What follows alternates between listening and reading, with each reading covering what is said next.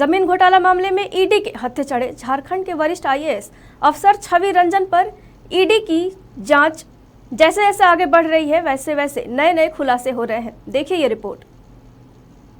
ED के जांच में ये बात सामने आई है कि आईएएस छवि रंजन के भ्रष्टाचार का साम्राज्य रांची जिले के सभी 22 अंचल कार्यालयों तक फैला हुआ है। अंचल कार्यालयों में उनका 2.5 लाख रुपए तक का कमीशन फिक्स था।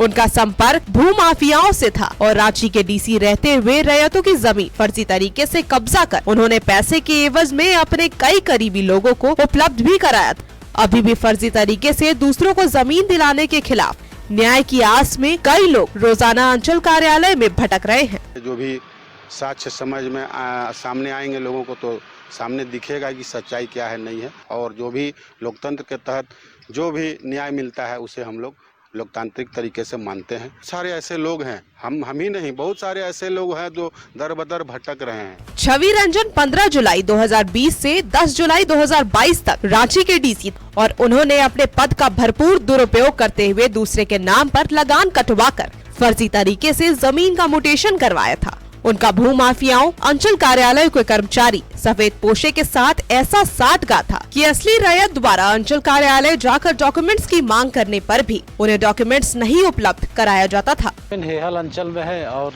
खाता नंबर 138 प्लॉट नंबर 560 और 61 है, जिसमें फर्जी तरीका से अंचल की मिली भगत के ये से इससे पहले दिलीप कुमार थे, उन्हीं के ये में ही हमारे ज़मीन को फर्जी तरीका से म्यूटेशन करा दिया गया है।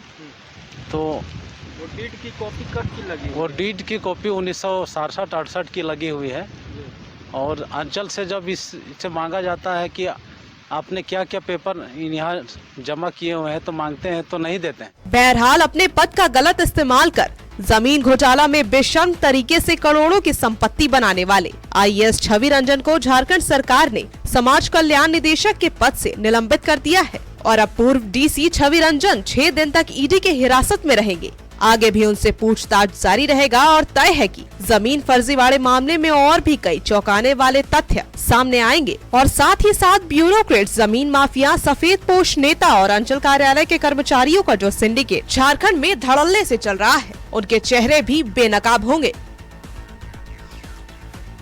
Bureau report, Koylanchal live.